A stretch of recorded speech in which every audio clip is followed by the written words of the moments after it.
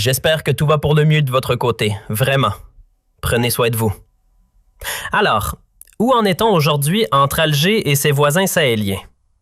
Depuis que le président nigérien a foulé le sol algérien pour une visite présentée comme solennelle, stratégique et presque miraculeusement efficace, la région du Sahel est revenue au centre du débat médiatique en Algérie.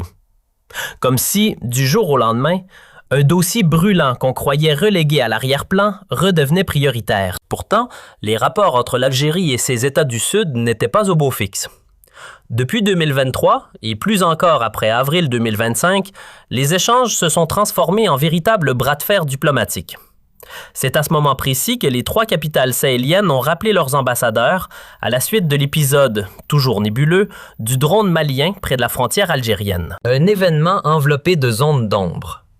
2 récits opposés circulent, aucun arbitrage indépendant n'est venu trancher, et l'opinion publique reste suspendue entre versions concurrentes.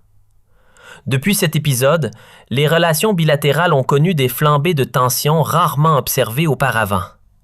Certains ont même parlé d'une crise sans précédent. Jamais, dans l'histoire récente, Alger ne s'était retrouvé à gérer un tel niveau de friction avec ses voisins de l'extrême sud.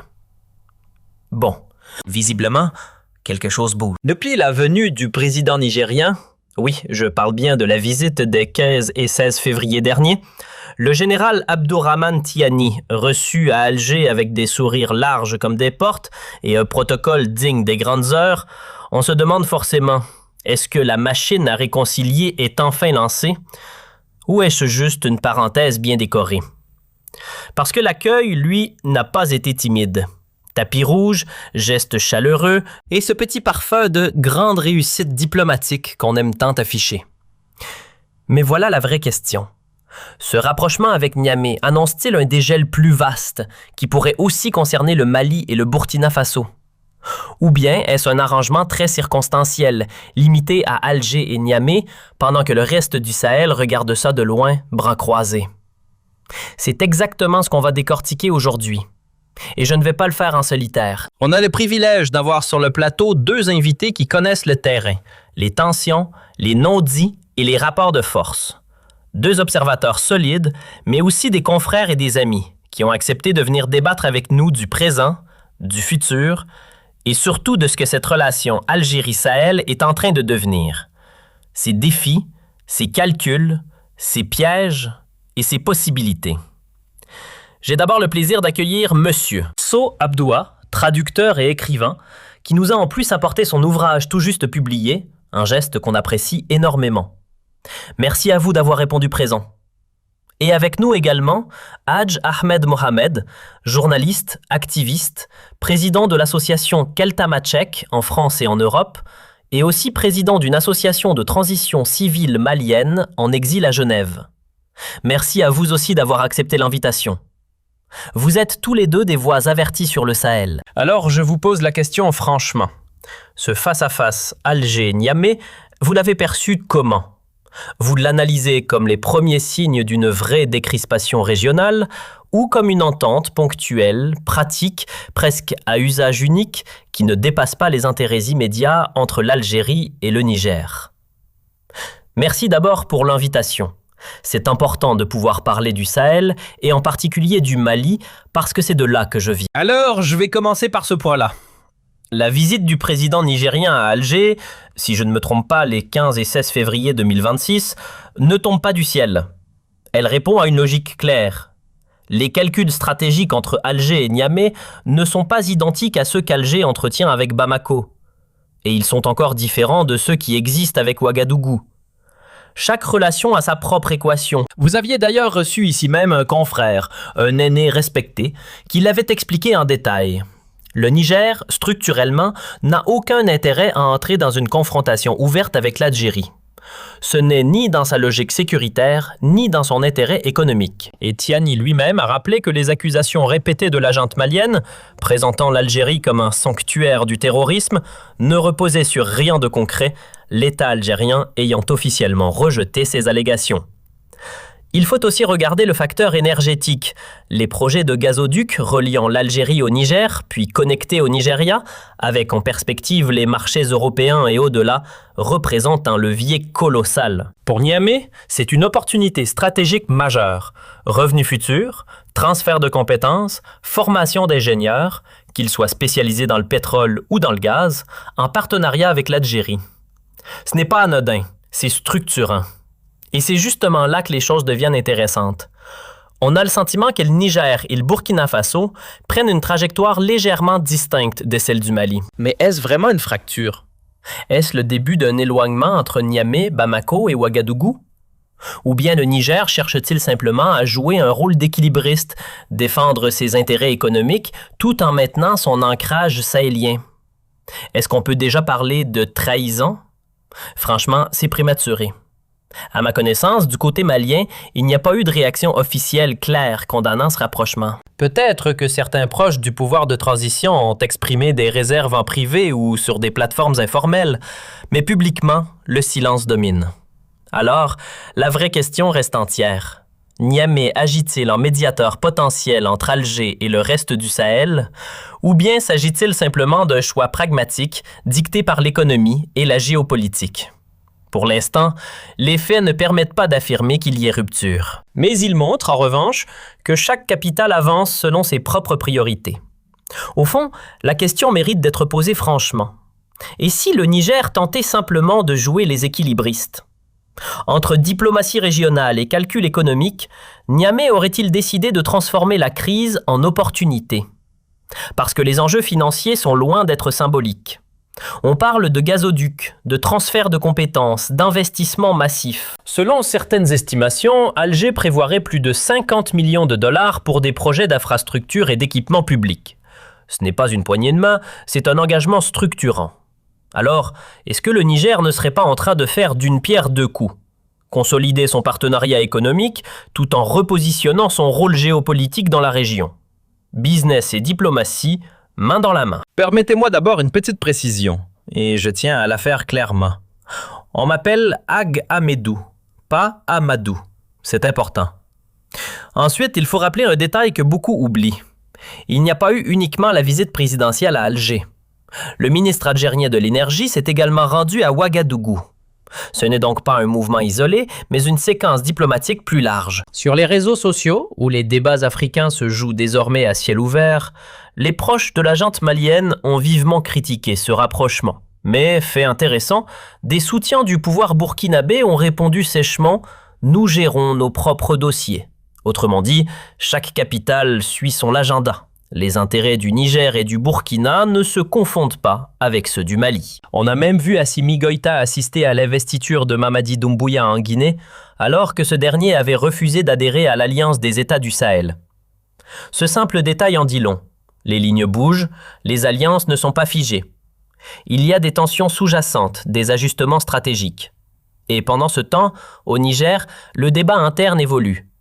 On parle de la libération du président Mohamed Bazoum. Certains acteurs de la société civile, pourtant critiques envers Tiani, semblent amorcer un repositionnement, appelant à sortir d'une impasse politique. Alors la question reste ouverte. Y a-t-il réellement une fracture entre Niamey et Bamako, ou bien s'agit-il d'une lecture exagérée? Peut-être que le président nigérien cherche simplement à défendre ses intérêts, à stabiliser son économie, tout en gardant une posture diplomatique souple. Après tout, lorsqu'un partenaire vous propose plus de 50 millions de dollars d'investissement, ce n'est pas une décision qu'on balaye d'un revers de main. Commençons par les chiffres, parce qu'ils parlent d'eux-mêmes. Le projet de gazoduc traversant le Niger pourrait générer, selon plusieurs analystes, quelque part entre 400 et 600 millions de dollars par an. On ne parle pas de monnaie symbolique, mais d'un levier économique majeur. Et ce n'est pas tout. À cela s'ajoute le potentiel du gisement pétrolier de Kafra, situé près de la frontière algéro-nigérienne. Alors forcément, une question s'impose. Est-ce que Niamey agit par pur réalisme économique? Et si oui, est-ce que ce réalisme équivaut à un abandon de ses partenaires sahéliens? Autrement dit, le pragmatisme serait-il synonyme de trahison? La question mérite d'être examinée sans passion. Il faut d'abord rappeler une évidence que l'on oublie souvent. Le Mali, le Niger et le Burkina Faso ne sont pas des copies conformes. Langues différentes, histoires distinctes, dynamiques internes propres. Leurs défis ne sont pas interchangeables. L'Alliance des États du Sahel n'est pas née d'une fusion idéologique profonde, mais d'une urgence stratégique. La crainte d'une intervention militaire de la CEDEAO après le coup d'État au Burkina Faso. L'initiative a été rapide, presque réflexe, pour se protéger face à une menace extérieure. Mais au-delà des déclarations officielles, la réalité est plus nuancée. On a présenté cette alliance comme un bloc solidaire, prêt à se défendre mutuellement en cas d'agression. Sur le papier, Mali et Burkina affirmaient qu'ils soutiendraient militairement le Niger si la CEDEAO intervenait. Réunions, communiqués, coopération affichée, tout semblait structuré. Pourtant, dans les faits, lorsqu'un pays subit des attaques djihadistes répétées, les autres ne déploient pas leurs forces pour le secourir. Le Niger encaisse des assauts réguliers sans voir Bamako ou Ouagadougou intervenir concrètement. Et inversement, lorsque le Mali est frappé, Niamey ou Ouagadougou ne s'engagent pas militairement à ses côtés. Alors oui, publiquement, on parle d'alliance stratégique. Mais sur le terrain, chacun gère ses propres urgences. C'est là que l'écart apparaît entre le discours et la pratique. Pour l'instant, personne à Bamako ni à Ouagadougou ne crie à la trahison. Aucun communiqué officiel, aucun tollé médiatique, aucun discours accusateur. Le silence domine. Cela en dit long. La visite du président nigérien à Alger n'a pas été interprétée comme un coup de poignard dans le dos par ses partenaires sahéliens. Et encore moins comme une tentative de médiation. Ils ne font pas se raconter d'histoire. Niamey ne s'est pas improvisé arbitre entre Alger et Bamako. Le Niger n'a pas pris l'avion pour réconcilier qui que ce soit. La réalité est plus terre à terre. Au Mali, la crise majeure se concentre dans le nord du pays. C'est là que se joue l'essentiel des tensions. Le Niger, lui, partage une frontière étendue avec l'Algérie, ce qui change complètement l'équation stratégique. La géographie impose ses priorités. Et puis, il y a le facteur politique. Tiani est le plus âgé de ses dirigeants militaires. Il n'agit pas à l'aveugle. Il connaît les équilibres régionaux, il mesure les intérêts économiques en jeu. Son déplacement à Alger répond avant tout à cette logique. Rien d'idéologique, rien de sentimental, un calcul. C'est ainsi en tout cas que beaucoup de Maliens et de Burkinabés semblent interpréter la situation. Pas une rupture, pas un geste de réconciliation générale. Simplement un choix dicté par des intérêts nationaux. Pour être direct, le cas malien est d'une gravité particulière. Et je l'ai souvent dit, je me suis interrogé sur le rôle d'Alger. Pourquoi ne pas avoir agi plus tôt pour soutenir les populations touaregs du nord du Mali? La question dérange, mais elle mérite d'être posée. On va prendre le temps d'éclairer tout ça. Amédou, essayons d'expliquer les choses calmement, presque comme dans une salle de classe. Pourquoi le nord du Mali reste-t-il un foyer de tensions persistantes alors qu'au Niger, des arrangements ont été trouvés entre les Touaregs et l'État central? Pourquoi cette fracture semble-t-elle plus profonde à Bamako qu'à Niamey? Et pourquoi, au Burkina Faso, la situation ne prend-elle pas la même tournure? Beaucoup de gens ne comprennent pas cette différence. Pourtant, le peuple touareg, plus d'1 million de personnes réparties entre l'Algérie, la Libye, le Mali, le Niger, le Burkina Faso et même une petite partie en Mauritanie, partagent une histoire et une culture communes. Alors pourquoi l'épicentre des tensions se concentre-t-il presque exclusivement au Mali? Au Niger, il y a eu des rébellions, oui, mais elles ont débouché sur des processus d'apaisement. Des accords ont été signés, des compromis ont été trouvés. La question est donc simple. Qu'est-ce qui distingue réellement l'expérience nigérienne de la trajectoire malienne? Pourquoi le dossier Touareg a-t-il évolué différemment d'un côté de la frontière? Permettez-moi d'ouvrir une parenthèse, car un détail mérite d'être rappelé.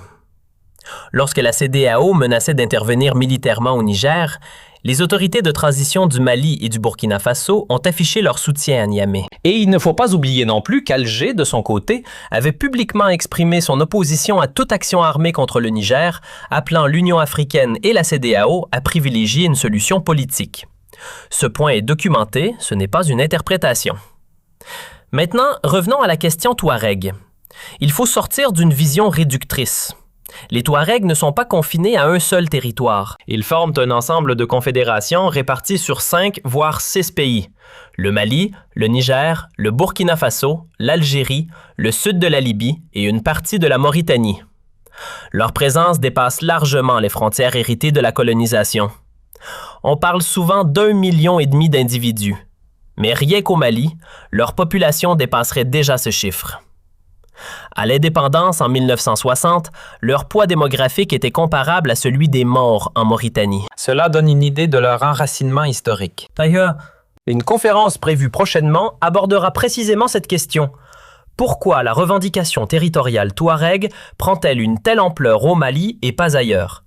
Pourquoi cette tension particulière face aux frontières tracées à l'époque coloniale? C'est là tout le cœur du débat. Comment un peuple transfrontalier vit-il avec des lignes administratives qui ne correspondent pas toujours à sa réalité historique et sociale? Voilà une interrogation qui mérite d'être examinée sans caricature. Contrairement à certains discours simplistes, les Touaregs ne portent pas, en Algérie, un agenda séparatiste. Bien au contraire. Ils participent activement à la vie politique et figurent parmi les électeurs engagés lors des scrutins présidentiels. En Libye, on observe également leur intégration dans les dynamiques nationales. Au Niger, certains d'entre eux ont même soutenu le pouvoir issu du coup d'État contre Bazoum. Et au Mali aussi, il existe des figures touaregs qui appuient la transition militaire. Le problème n'est donc pas l'existence de leaders touaregs favorables au pouvoir en place. Ce qui a fait basculer la situation, c'est autre chose. Lorsque les autorités maliennes ont fait appel aux mercenaires russes de Wagner et leur ont donné carte blanche, les opérations menées ont frappé indistinctement des populations civiles, y compris celles issues des communautés dont certains dirigeants soutenaient pourtant le régime. C'est là que le malaise devient insupportable. En tant qu'analystes, journalistes, acteurs locaux, nous ne pouvons pas détourner le regard. Les faits sont concrets et les victimes ne sont pas des abstractions. Ce sont nos proches, nos familles. Comment accepter les frappes de drones visant des civils? Comment comprendre que, dans la nuit du 13 au 14 novembre, un cousin, sa femme et leurs 5 enfants, tous mineurs, soient tués? Comment expliquer des opérations terrestres menées dans des villages selon une logique de représailles collectives où femmes et enfants paient le prix fort? Autrefois, malgré la dureté du conflit, les exactions ciblaient essentiellement des hommes en âge de combattre. Aujourd'hui, avec l'influence des forces russes, les méthodes ont changé. Les victimes ne sont plus uniquement des combattants présumés, mais aussi des innocents. Et cela ne touche pas une seule communauté. Les Touaregs ne sont pas les seuls à souffrir. En mars 2022, à Moura, plus de 500 Peuls, hommes, femmes et enfants, ont été tués dans la région de Mopti. D'autres drames ont suivi, comme près de Dafarabé, où des dizaines de civils ont perdu la vie, parmi eux des Peuls et un Touareg. Ce que vous soulignez est poignant, profondément bouleversant et d'une gravité extrême. Revenons à la question centrale, celle qui dérange. Pourquoi le dossier Touareg semble-t-il s'être apaisé au Niger alors qu'au Mali, il reste une plaie ouverte? Faut-il reconnaître qu'au sein de certaines factions maliennes, une ligne plus dure s'est imposée? C'est précisément pour cela que nous avons lancé ce débat. Bien sûr, il est indispensable de condamner sans ambiguïté les exactions contre les civils, les massacres, les abus. Mais dans le même temps, on ne peut pas ignorer une autre réalité.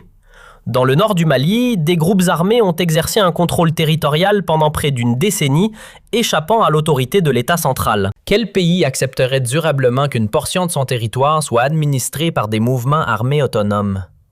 Même si tous ne revendiquent pas la sécession, il existe bien des tendances indépendantistes dans certaines composantes. Comment un État peut-il gérer cela sans tomber dans l'escalade permanente? La vraie question est là. Comment sortir de cette impasse? Tant qu'une solution politique crédible ne sera pas trouvée, le Sahel restera sous tension. L'accord d'Alger signé en 2015 était censé ouvrir une voie. 10 ans plus tard, son application reste incomplète, fragmentaire, contestée. Alors que faire? Reprendre les négociations? Repenser l'architecture institutionnelle? Renégocier les équilibres entre autonomie locale et souveraineté nationale? Sans réponse claire, ce conflit risque de continuer à empoisonner l'ensemble de la région. Vous soulevez une question pertinente. Des Touaregs vivent en Libye, en Algérie, en Mauritanie.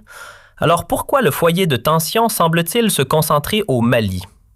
La réponse, aussi dérangeante soit-elle, tient en quelques mots: la gestion de l'État. Dans plusieurs pays de la région, les autorités ont investi. Écoles, routes, centres de santé, infrastructures de base. Bref, elles ont tenté d'intégrer ces populations dans le tissu national, de leur offrir une place reconnue. C'est cela, faire le nécessaire. Assurer l'éducation, l'accès aux services publics, restaurer une forme de dignité. Au Mali, l'histoire a été différente. Pendant des décennies, notamment sous Moussa Traoré, la réponse aux revendications n'a pas été le développement, mais la répression. 23 années de pouvoir marquées par des opérations militaires contre les communautés du Nord. Et lorsqu'on frappe une génération entière, peut-on espérer que la suivante oublie? Croire qu'un problème disparaît après avoir été étouffé par la force relève de l'illusion. Prenons un exemple souvent cité. Iyad Ag Ghali, présenté aujourd'hui comme l'un des chefs djihadistes les plus redoutés. Son père avait servi dans l'armée malienne. D'autres familles touaregs ont également combattu pour l'État. Pourtant, certaines d'entre elles ont perdu des proches lors d'opérations militaires. Ce vécu a laissé des cicatrices profondes. Dans certaines zones du Nord, l'abandon est devenu presque structurel. Routes inexistantes, écoles rares, services publics déficients. Là où des établissements scolaires existent, ils doivent parfois leur naissance à l'initiative et aux contributions des habitants eux-mêmes. Et rappelons-le, le nord du Mali ne se résume pas aux Touaregs. On y trouve des Peuls, des Arabes, des Songhai et bien d'autres communautés. Chacune porte ses revendications, ses frustrations, ses attentes. La complexité du problème dépasse largement une seule identité.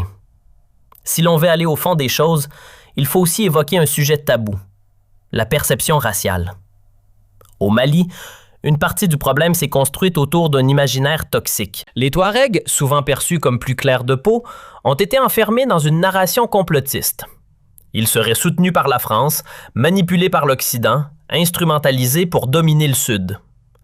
Ce récit a circulé, amplifié, répété. J'espère que tout va pour le mieux de votre côté, vraiment. Prenez soin de vous. Alors, où en est-on aujourd'hui entre Alger et ses voisins sahéliens? Depuis que le président nigérien a foulé le sol algérien pour une visite présentée comme solennelle, stratégique et presque miraculeusement efficace, la région du Sahel est revenue au centre du débat médiatique en Algérie. Comme si, du jour au lendemain, un dossier brûlant qu'on croyait relégué à l'arrière-plan redevenait prioritaire. Pourtant, les rapports entre l'Algérie et ses États du Sud n'étaient pas au beau fixe. Depuis 2023, et plus encore après avril 2025, les échanges se sont transformés en véritables bras de fer diplomatiques. C'est à ce moment précis que les 3 capitales sahéliennes ont rappelé leurs ambassadeurs à la suite de l'épisode, toujours nébuleux, du drone malien près de la frontière algérienne. Un événement enveloppé de zones d'ombre.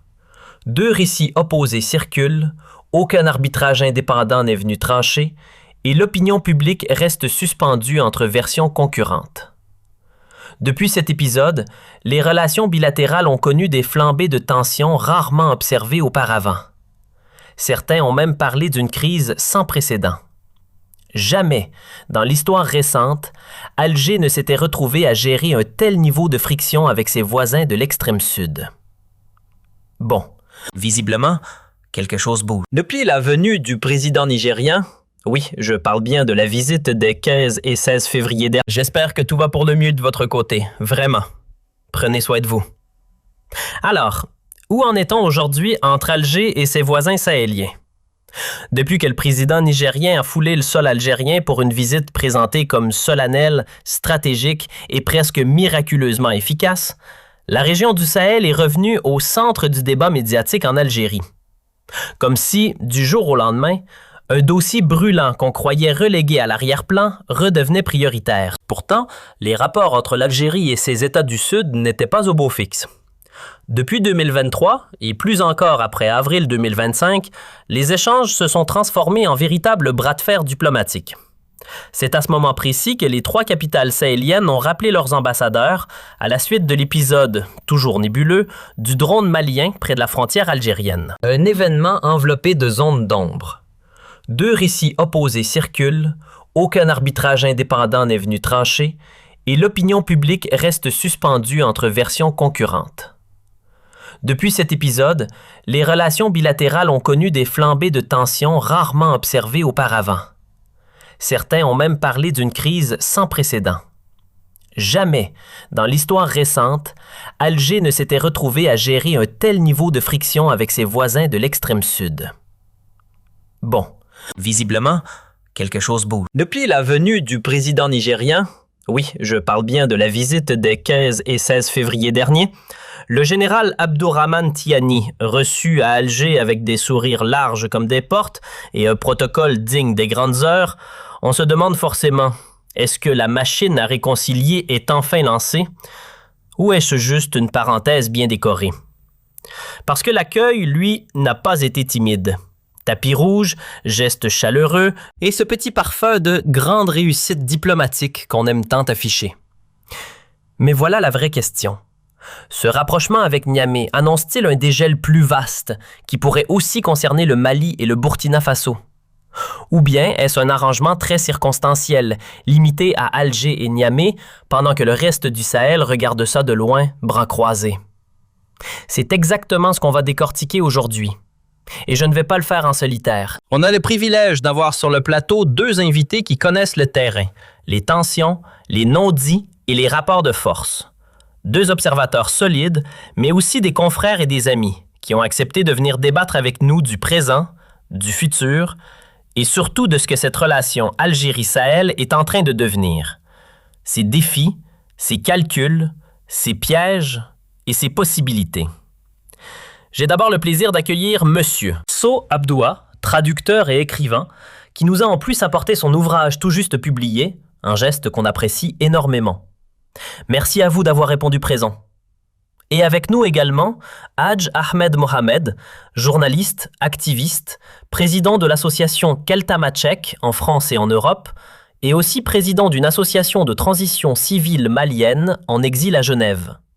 Merci à vous aussi d'avoir accepté l'invitation. Vous êtes tous les deux des voix averties sur le Sahel. Alors je vous pose la question franchement. Ce face-à-face Alger-Niamey, vous l'avez perçu comment? Vous l'analysez comme les premiers signes d'une vraie décrispation régionale ou comme une entente ponctuelle, pratique, presque à usage unique, qui ne dépasse pas les intérêts immédiats entre l'Algérie et le Niger? Merci d'abord pour l'invitation. C'est important de pouvoir parler du Sahel et en particulier du Mali parce que c'est de là que je viens. Alors, je vais commencer par ce point-là. La visite du président nigérien à Alger, si je ne me trompe pas les 15 et 16 février 2026, ne tombe pas du ciel. Elle répond à une logique claire. Les calculs stratégiques entre Alger et Niamey ne sont pas identiques à ceux qu'Alger entretient avec Bamako. Et ils sont encore différents de ceux qui existent avec Ouagadougou. Chaque relation a sa propre équation. Vous aviez d'ailleurs reçu ici même un confrère, un aîné respecté, qui l'avait expliqué en détail. Le Niger, structurellement, n'a aucun intérêt à entrer dans une confrontation ouverte avec l'Algérie. Ce n'est ni dans sa logique sécuritaire, ni dans son intérêt économique. Et Tiani lui-même a rappelé que les accusations répétées de la junte malienne, présentant l'Algérie comme un sanctuaire du terrorisme, ne reposaient sur rien de concret, l'État algérien ayant officiellement rejeté ces allégations. Il faut aussi regarder le facteur énergétique. Les projets de gazoduc reliant l'Algérie au Niger, puis connectés au Nigeria, avec en perspective les marchés européens et au-delà, représentent un levier colossal. Pour Niamey, c'est une opportunité stratégique majeure. Revenus futurs, transfert de compétences, formation d'ingénieurs, qu'ils soient spécialisés dans le pétrole ou dans le gaz, en partenariat avec l'Algérie. Ce n'est pas anodin, c'est structurant. Et c'est justement là que les choses deviennent intéressantes. On a le sentiment que le Niger et le Burkina Faso prennent une trajectoire légèrement distincte de celle du Mali. Mais est-ce vraiment une fracture? Est-ce le début d'un éloignement entre Niamey, Bamako et Ouagadougou? Ou bien le Niger cherche-t-il simplement à jouer un rôle d'équilibriste, défendre ses intérêts économiques tout en maintenant son ancrage sahélien? Est-ce qu'on peut déjà parler de trahison? Franchement, c'est prématuré. À ma connaissance, du côté malien, il n'y a pas eu de réaction officielle claire condamnant ce rapprochement. Peut-être que certains proches du pouvoir de transition ont exprimé des réserves en privé ou sur des plateformes informelles, mais publiquement, le silence domine. Alors, la vraie question reste entière. Niamey agit-il en médiateur potentiel entre Alger et le reste du Sahel, ou bien s'agit-il simplement d'un choix pragmatique dicté par l'économie et la géopolitique? Pour l'instant, les faits ne permettent pas d'affirmer qu'il y ait rupture. Mais ils montrent, en revanche, que chaque capitale avance selon ses propres priorités. Au fond, la question mérite d'être posée franchement. Et si le Niger tentait simplement de jouer les équilibristes? Entre diplomatie régionale et calcul économique, Niamey aurait-il décidé de transformer la crise en opportunité? Parce que les enjeux financiers sont loin d'être symboliques. On parle de gazoducs, de transfert de compétences, d'investissements massifs. Selon certaines estimations, Alger prévoirait plus de 50 millions de dollars pour des projets d'infrastructures et d'équipements publics. Ce n'est pas une poignée de main, c'est un engagement structurant. Alors, est-ce que le Niger ne serait pas en train de faire d'une pierre deux coups? Consolider son partenariat économique tout en repositionnant son rôle géopolitique dans la région. Business et diplomatie, main dans la main. Permettez-moi d'abord une petite précision, et je tiens à la faire clairement. On m'appelle Ag Ahmedou, pas Amadou. C'est important. Ensuite, il faut rappeler un détail que beaucoup oublient. Il n'y a pas eu uniquement la visite présidentielle à Alger. Le ministre algérien de l'Énergie s'est également rendu à Ouagadougou. Ce n'est donc pas un mouvement isolé, mais une séquence diplomatique plus large. Sur les réseaux sociaux, où les débats africains se jouent désormais à ciel ouvert, les proches de la junte malienne ont vivement critiqué ce rapprochement. Mais, fait intéressant, des soutiens du pouvoir burkinabé ont répondu sèchement « Nous gérons nos propres dossiers ». Autrement dit, chaque capitale suit son agenda. Les intérêts du Niger et du Burkina ne se confondent pas avec ceux du Mali. On a même vu Assimi Goïta assister à l'investiture de Mamadi Doumbouya en Guinée, alors que ce dernier avait refusé d'adhérer à l'Alliance des États du Sahel. Ce simple détail en dit long. Les lignes bougent, les alliances ne sont pas figées. Il y a des tensions sous-jacentes, des ajustements stratégiques. Et pendant ce temps, au Niger, le débat interne évolue. On parle de la libération du président Mohamed Bazoum. Certains acteurs de la société civile, pourtant critiques envers Tiani, semblent amorcer un repositionnement, appelant à sortir de l'impasse politique. Alors la question reste ouverte. Y a-t-il réellement une fracture entre Niamey et Bamako, ou bien s'agit-il d'une lecture exagérée? Peut-être que le président nigérien cherche simplement à défendre ses intérêts, à stabiliser son économie, tout en gardant une posture diplomatique souple. Après tout, lorsqu'un partenaire vous propose plus de 50 millions de dollars d'investissement, ce n'est pas une décision qu'on balaye d'un revers de main.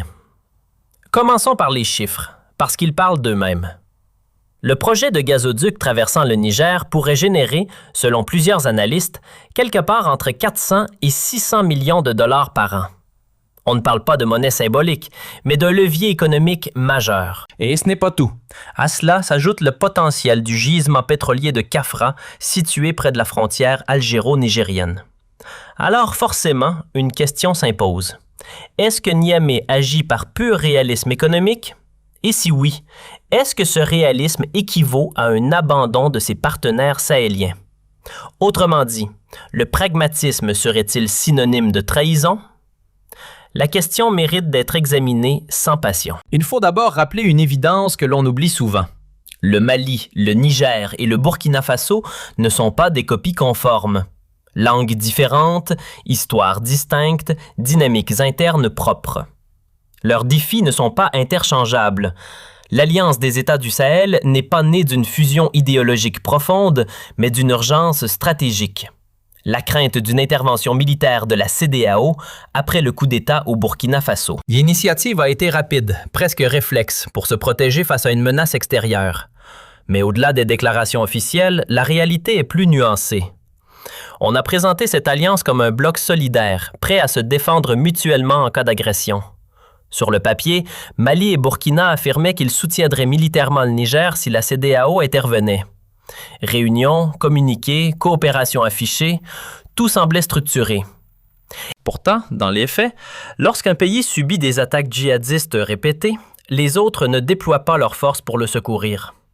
Le Niger encaisse des assauts réguliers sans voir Bamako ou Ouagadougou intervenir concrètement. Et inversement, lorsque le Mali est frappé, Niamey ou Ouagadougou ne s'engagent pas militairement à ses côtés. Alors oui, publiquement, on parle d'alliance stratégique.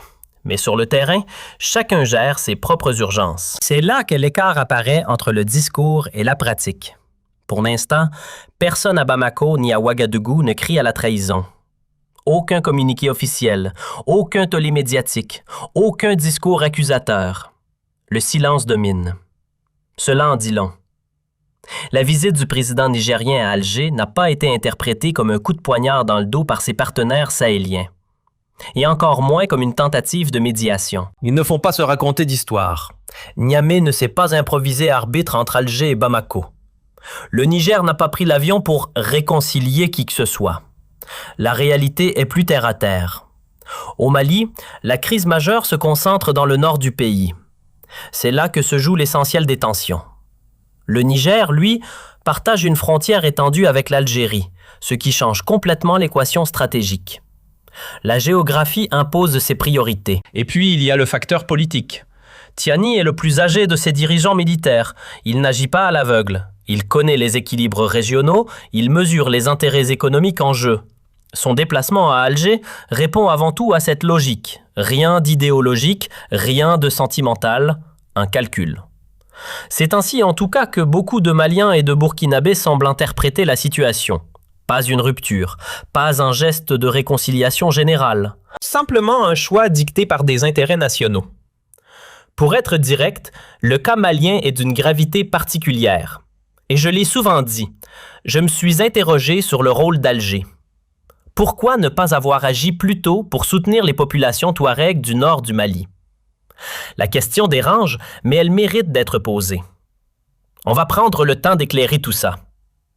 Amédou, essayons d'expliquer les choses calmement, presque comme dans une salle de classe. Pourquoi le nord du Mali reste-t-il un foyer de tensions persistantes alors qu'au Niger, des arrangements ont été trouvés entre les Touaregs et l'État central? Pourquoi cette fracture semble-t-elle plus profonde à Bamako qu'à Niamey? Et pourquoi au Burkina Faso, la situation ne prend-elle pas la même tournure? Beaucoup de gens ne comprennent pas cette différence. Pourtant, le peuple touareg, plus d'1 million de personnes réparties entre l'Algérie, la Libye, le Mali, le Niger, le Burkina Faso et même une petite partie en Mauritanie, partagent une histoire et une culture communes. Alors pourquoi l'épicentre des tensions se concentre-t-il presque exclusivement au Mali? Au Niger, il y a eu des rébellions, oui, mais elles ont débouché sur des processus d'apaisement. Des accords ont été signés, des compromis ont été trouvés. La question est donc simple. Qu'est-ce qui distingue réellement l'expérience nigérienne de la trajectoire malienne? Pourquoi le dossier Touareg a-t-il évolué différemment d'un côté de la frontière? Permettez-moi d'ouvrir une parenthèse, car un détail mérite d'être rappelé.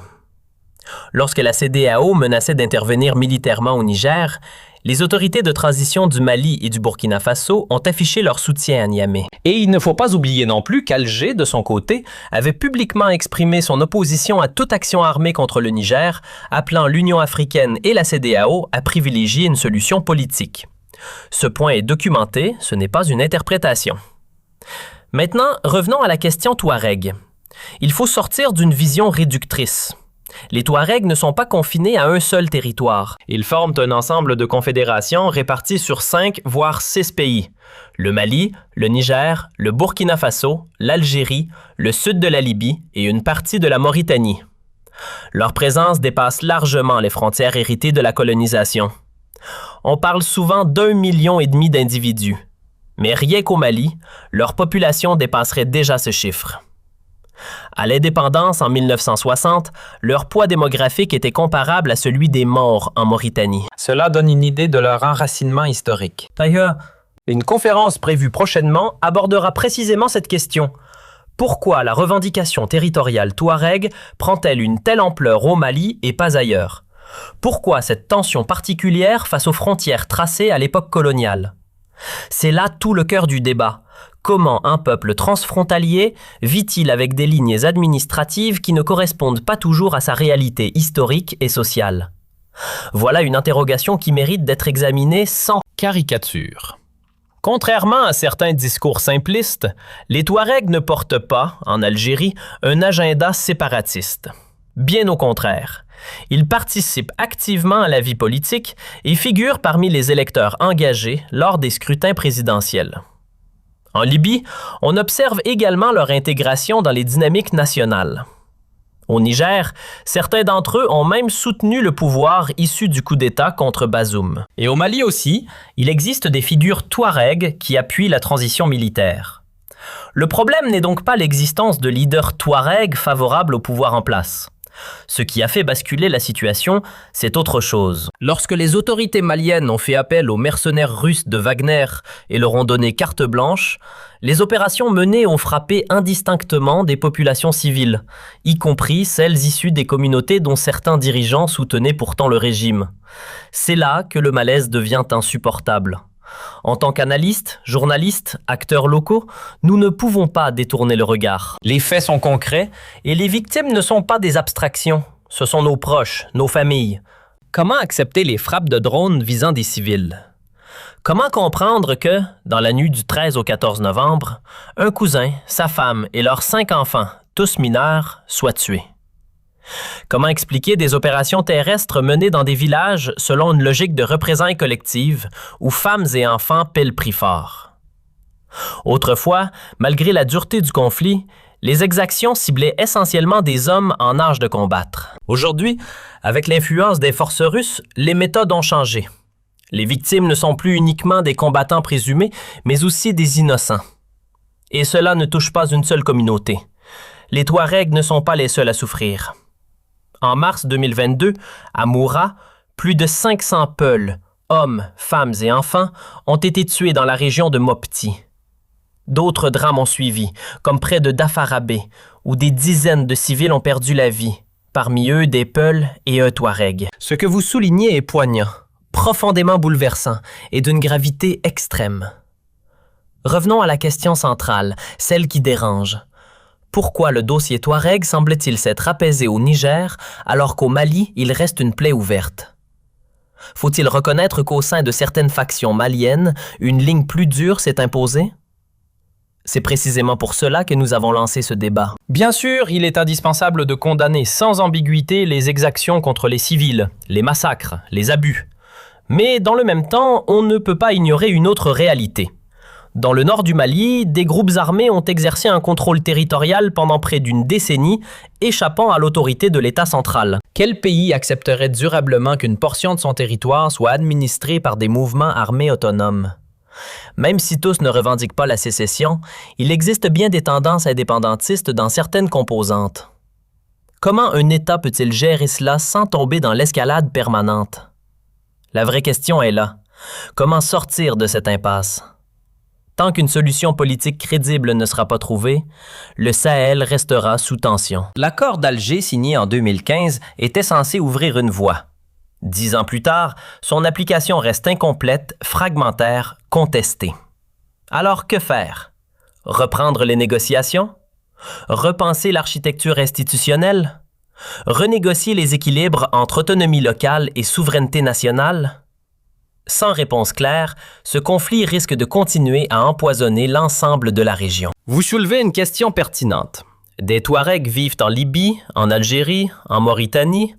Alors pourquoi le foyer de tension semble-t-il se concentrer au Mali? La réponse, aussi dérangeante soit-elle, tient en quelques mots. La gestion de l'État.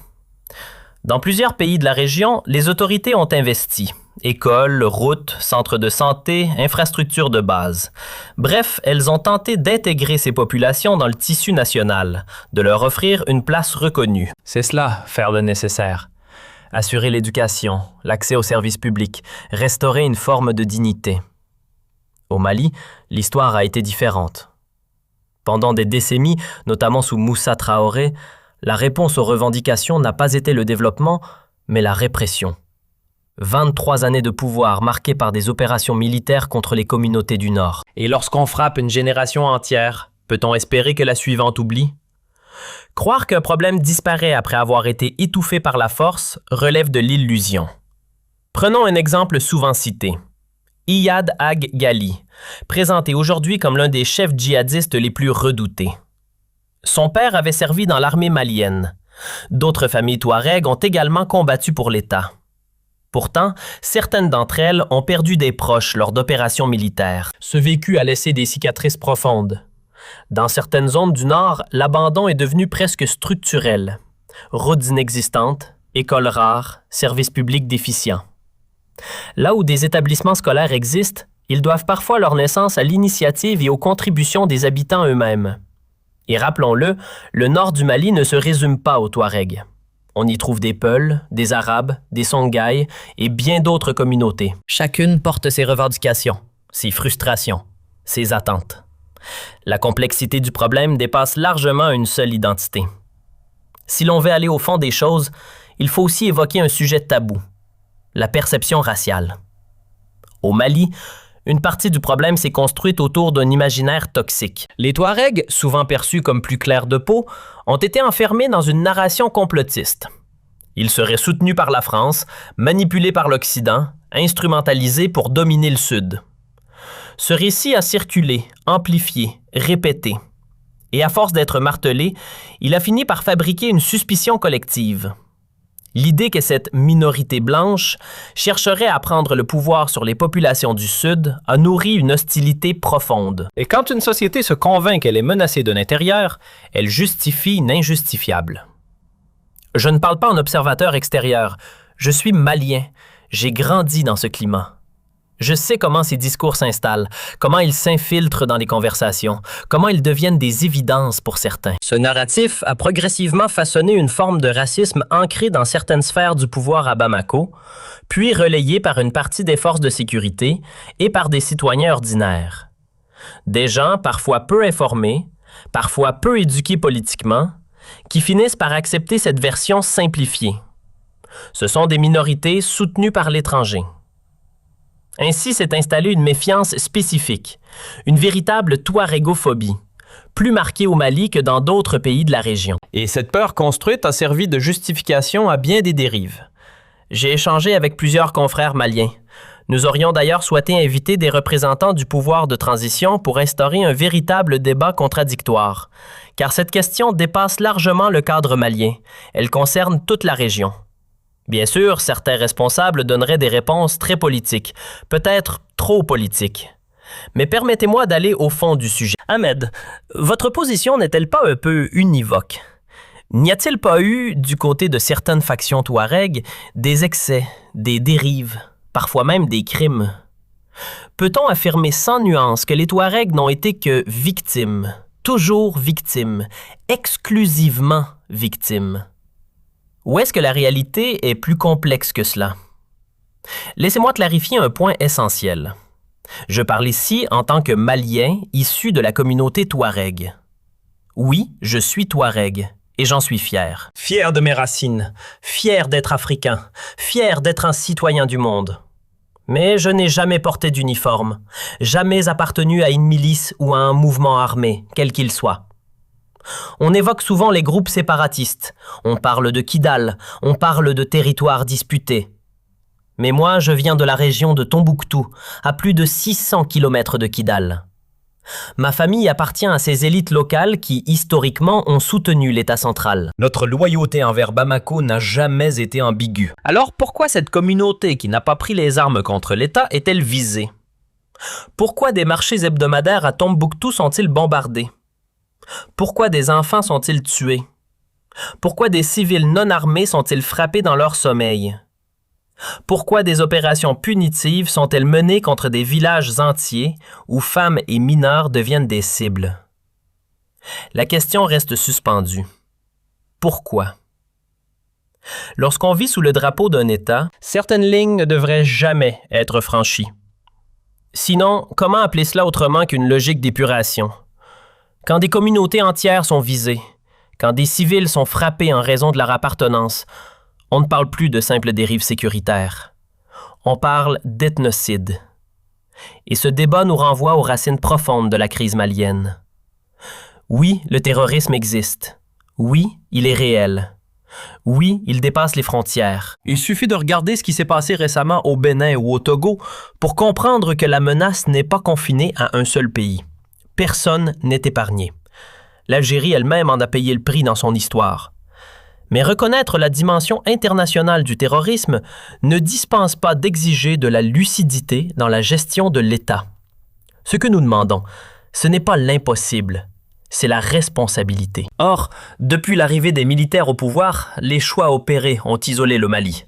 En se rapprochant de certains acteurs controversés, le régime s'est éloigné de partenaires historiques. Il faut rappeler un point essentiel. À un moment critique, la France et l'Algérie ont contribué à empêcher l'effondrement total du pays.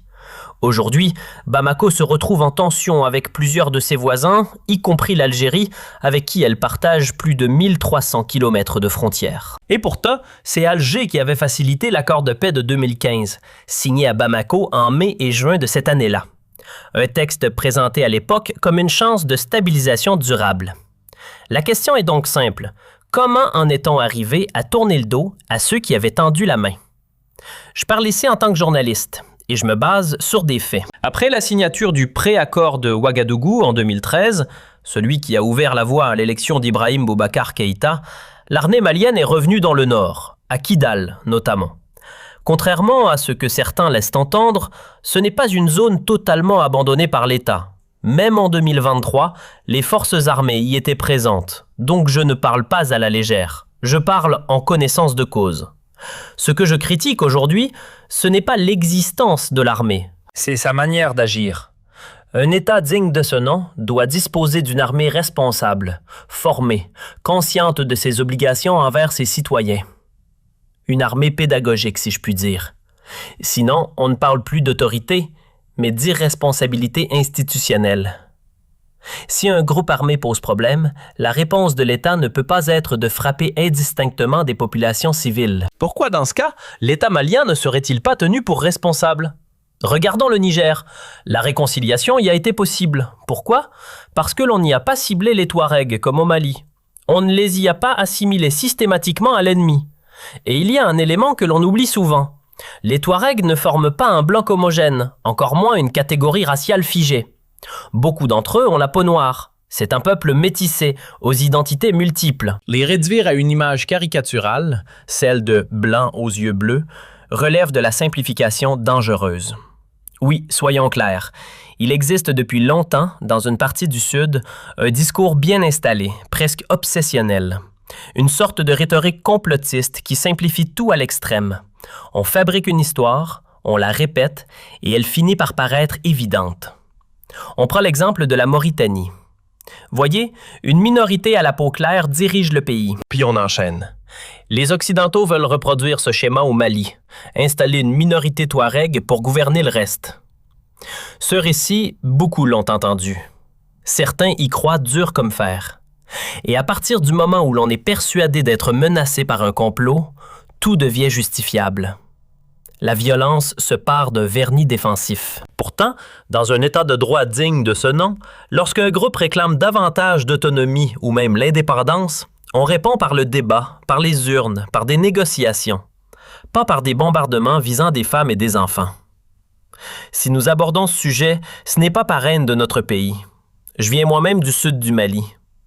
Si nous insistons, c'est parce que nous croyons qu'aucune société ne se répare sans vérité. On ne guérit pas une fracture en la recouvrant de silence. Le drame malien ne se résume pas aux Touaregs. Ce sont des Maliens, enracinés depuis des siècles sur cette terre.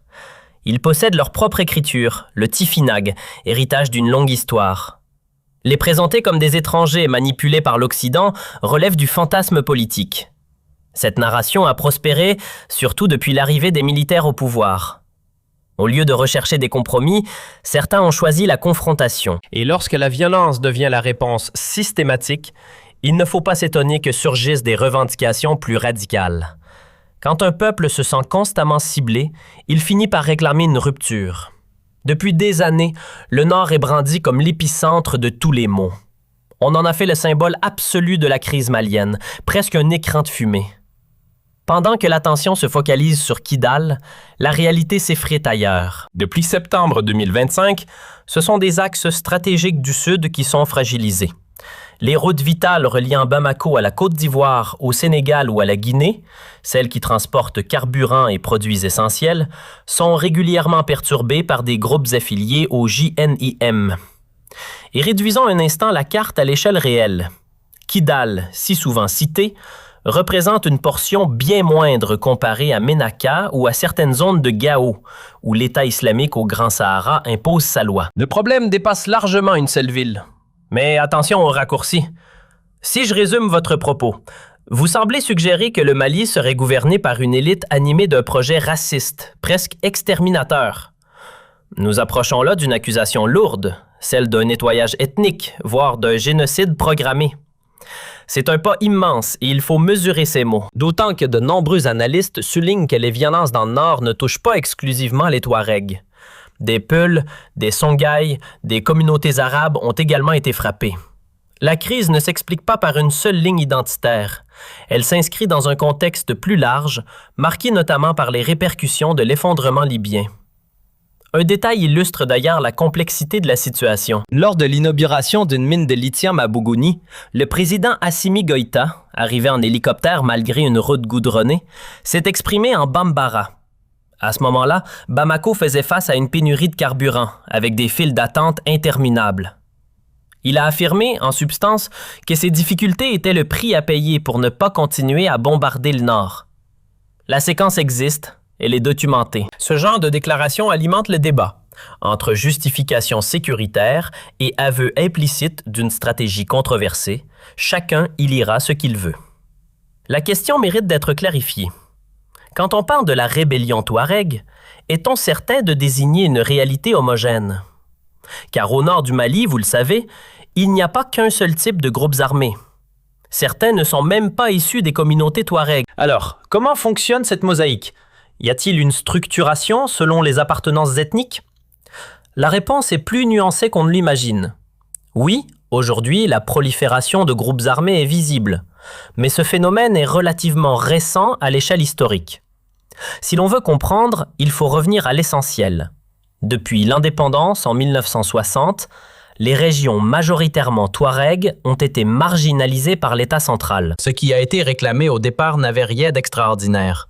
De l'eau potable, des écoles, des routes, des services publics de base.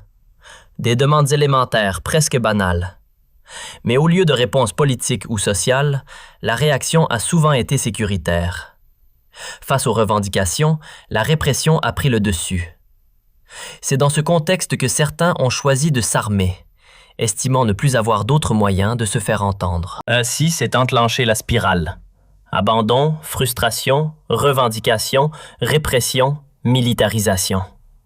À partir du moment où un pouvoir répond aux revendications par la violence, le cycle devient prévisible.